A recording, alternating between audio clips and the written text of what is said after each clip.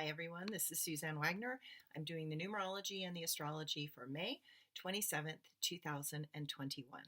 If you add all those numbers together, you get the number 10. And so you can also add the 1 and the 0 together and get the number 1. But I'm going to lean towards the number 10 today. The number 10 reminds us that change is choice and choice is power.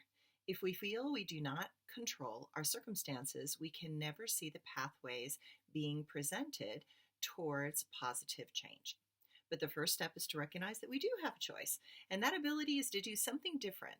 And it's all that it takes to leap past the patterns causing suffering and into places that give hope for a better tomorrow. The more people are willing to choose something different, the more power we gain towards that movement. The moment we stop moving, stop being a choice, stop feeling as if we can make a difference, is the day we slowly begin to die.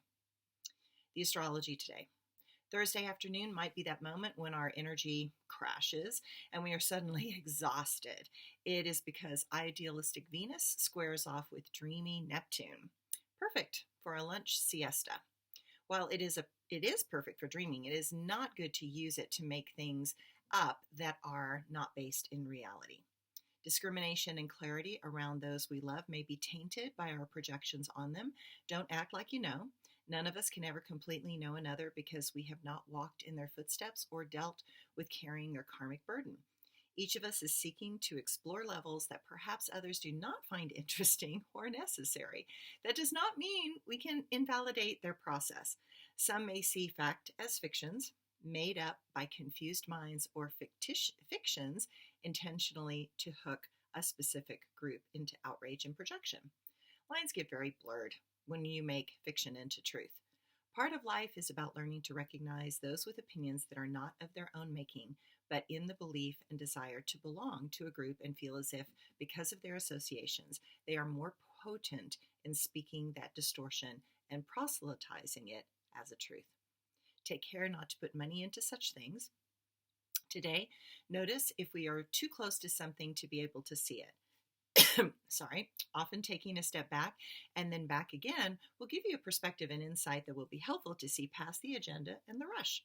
Sometimes we have to have upsets in life to recognize that as quickly as that upset can happen, we can also just as quickly let it go with awareness and conscience.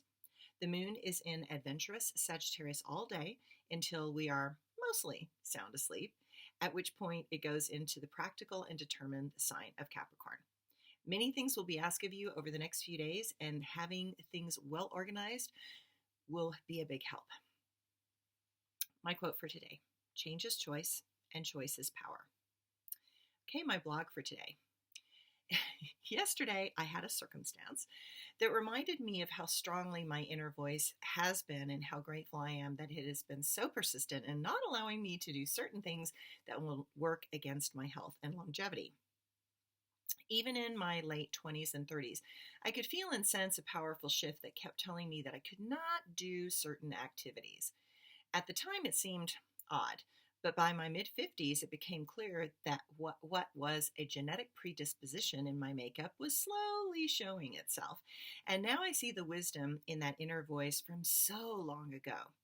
I believe that each of us chooses our genetic makeup to show us lessons within it to learn to listen, pay attention, take care of this unique body, and realize that time is precious. We are all born with inherent challenges that have been set forth to teach us and allow us to stretch and reach beyond the obvious. In my life, my body has been the most outstanding teacher to me. I have repeatedly made choices concerning my body and health that were important to lead me down a path towards better health and personal well-being. Many of those choices seemed odd at the time, but later on, I realized that they were not only just correct, but essential to be allowed to keep going. I believe that all unresolved struggles from past life suffering and deaths will arise as this life's and this body's patterns of illness, genetic weakness, and external events such as accidents. I have always seen each incident that has arisen as a great gift. Sometimes clarity comes later, and sometimes it is obvious when the universe is attempting to teach it. But every illness or event can lead us to more extraordinary discoveries in awareness and understanding. It is this body that holds the karmic debt that needs to be noticed and paid. This body allows us to recognize that reality is based on perception and the story that we tell ourselves.